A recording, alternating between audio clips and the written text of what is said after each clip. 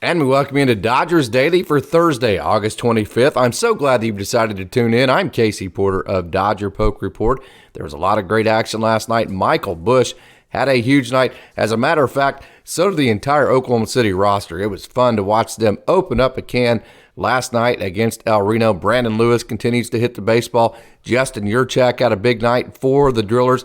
Great Lakes got washed out. They will have a doubleheader today starting at 6:05 at Dow Diamond in Midland, Michigan, and the 2022 class continues to shine down in Rancho as Bubba Aline and catcher Dalton Rushing each had big nights. Madison Jeffrey pitched very well, so there's a lot of action to get to last night.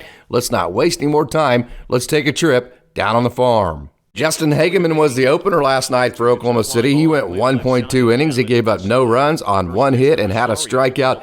Hageman, the Penn State alum, has an ERA of just 1.50 and a whip of just 0.83 and has allowed just one run this month in August in his 7.2 innings. So, like I said, the Penn State alum is pitching very well for AAA Oklahoma City. Andre Jackson turned in a great outing for Oklahoma City. He gave up just one run in 4.1 innings.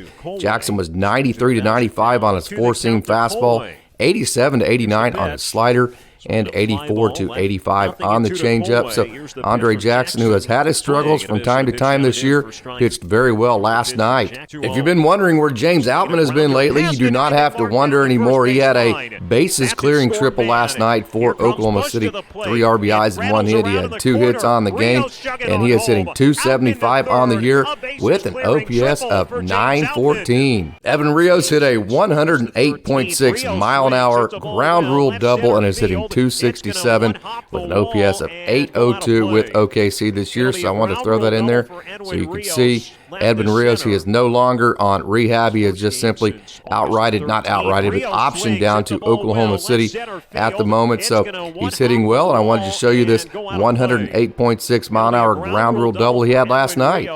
Here's a good look at the rehab performance last night from Tommy Kahnle. Kahnle threw 7 four-seam fastballs that were 94 to 96, 2 sinkers as high as 95, and a slider at 83.6. So another bullpen piece that might get added back to the bullpen for LA, Tommy Kahnle. We've become accustomed to this, but Michael Busch had 4 hits last night, including his 22nd double.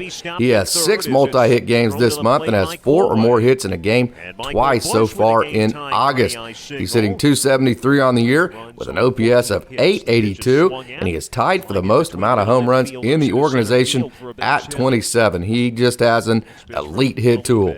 Good to see Jacob Amaya swinging the bat well again. He had a 2-hit night last night and was on base 3 times. He is 6 for his last 18 with a double, a home run, 5 runs scored, and 10 total bases. So Jacob Amaya, like I said, good to see him swinging the bat and playing good offense again. AA Tulsa Drillers got a great start from Nick Nastrini and big nights from Justin Yurchak and Brandon Lewis, but it was not enough as they dropped a low-scoring game to the Arkansas Travelers, the AA affiliates of the Mariners, 3-1 Wednesday night in Little Rock, Arkansas. You are looking at Nick Nastrini.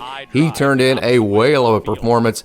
He went scoreless through 6 innings before he gave up a 2-run home run on the last pitch that he threw of the evening, which was unfortunate, but it was a great outing for him, and that was all he gave up on the night was those 2 home runs. He struck out 9, he walked just 1 in his 6.2 innings of work, and in his last 2 outings, he's gone 6.2 innings in both outings, and he has 17 strikeouts, just 3 walks. So the UCLA alum, Nick Nastrini, is throwing very, very well at AA Tulsa. Justin Yurchak had a 2-hit night for the Drillers, which is his 2nd multi-hit game in his last 3 and 5th of this month. Here in August, he has at least 1 hit in all but 3 games this month, and he is hitting .295 as well with a slugging percentage this month of .541. This dude, Justin Yurchak, kind of like Michael Busch, he just is a great hitter. L.A. native Brandon Lewis has all 4 RBIs for the Drillers so far this week. That's great for him, not great for the team, obviously. In this series with Arkansas in the first 2 games, and he had 2 more hits last night, including his 14th double of the year. He has 2 multi-hit games in a row, and that's hits in 4 games in a row. 7 of his last 8 and 11 out of his last 13. So Brandon Lewis, the slugger out of the LA area, is heating up. The High A Great Lakes Loons did not get to play last night. They got rained out. They will play a doubleheader today at 6:05 at Dow Diamond in Midland, Michigan. But the Single A Rancho Cucamonga Quakes certainly did. They scored 1 in both the 3rd and the 4th, but that was all the offense they could muster. They dropped a tough one 4-2 to the Visalia Rawhide, the Single A affiliates of the Diamondbacks. There was not video feed for about the first 5 innings, so I did not get Bubba Aline and Dalton Rushing, who both had big nights. Rushing had 3 hits, and Aline had 2, so they both had big nights. I did not get video of them, so I apologize for that. I did everything I could, but their video feed simply was not working. But I did get video of Martin Santana. You're looking at him right now. He is a 21-year-old out of the Dominican Republic. He has one of the sharpest breaking balls, as you can see in this video. Look at that breaking ball. It is very sharp, and it is very good. I have talked to Ramon Troncoso about him. He is very, very talented, but much like all of the rest of the young pitchers in Rancho, it's all about throwing strikes. You can see like right there, he pulls the ball sometimes, and it's about just keeping the ball in the strike zone, and when he does, he is very, very good. West Virginia University alum Madison Jeffrey threw well last night, blanking the Rawhide in 1.2 innings of work. He recorded 2 strikeouts, and he has 47 strikeouts in 36 innings this year. So much like the rest of the Rancho pitchers, he has a lot of swing and miss to what he has in his arsenal. Just has to keep the ball in the strike zone, something he's been doing better as of late. So Madison Jeffrey, I am very high on him. I've seen him all the way back to his days in West Virginia.